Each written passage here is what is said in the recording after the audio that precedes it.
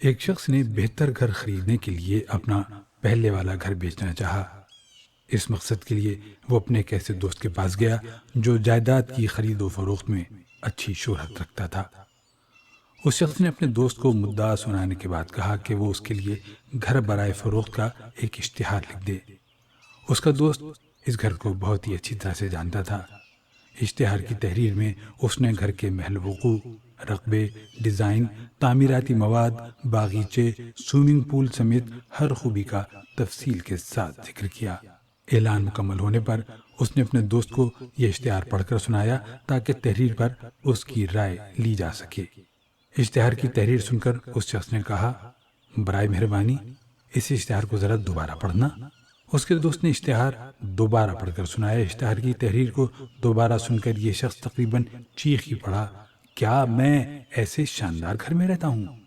اور میں ساری زندگی ایک ایسے گھر کے خواب دیکھتا رہا جس میں کچھ ایسی ہی خوبیاں ہوں، مگر کبھی یہ خیال نہیں آیا کہ میں تو رہی ایسے گھر میں رہا ہوں جس کی ایسی خوبیاں تم بیان کر رہے ہو۔ مہربانی کر کے اس اشتہار کو ضائع کر دو، میرا گھر بکاؤ ہے ہی نہیں۔ ایک منٹ ٹھہریے، مضمون ابھی پورا نہیں ہوا۔ ایک بہت پرانی کہاوت ہے کہ اللہ نے جو کچھ نعمتیں تمہیں دی ہیں ان کو ایک کاغذ پر لکھنا شروع کر دو۔ یقیناً اس لکھائی کے بعد تمہاری زندگی اور زیادہ خوش و خرم ہو جائے گی۔ اصل میں ہم اللہ تعالیٰ کا شکر کرنا ہی بھلائے بیٹھے ہیں، کیونکہ جو کچھ برکتیں اور نعمتیں ہم پر برس رہی ہیں ہم ان کو گننا ہی نہیں چاہتے۔ ہم تو صرف اپنی گنی چنی چند پریشانیاں یا کمی اور کوتاہیاں دیکھتے ہیں اور برکتوں اور نعمتوں کو بھول جاتے ہیں۔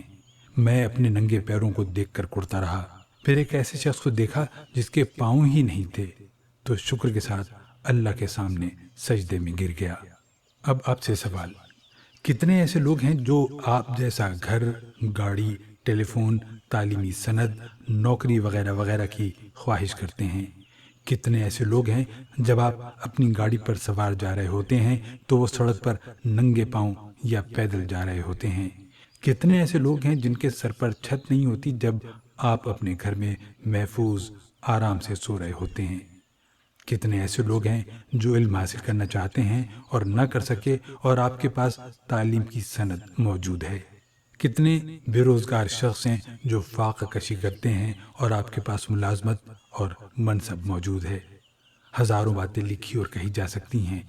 کیا خیال ہے ابھی بھی اللہ کی نعمتوں کے اعتراف اور ان کا شکر ادا کرنے کا وقت نہیں آیا کہ ہم کہہ دیں، یا اللہ تیرا لاکھ لاکھ شکر ہے، میں نادان ہوں، مجھے معاف کر دے۔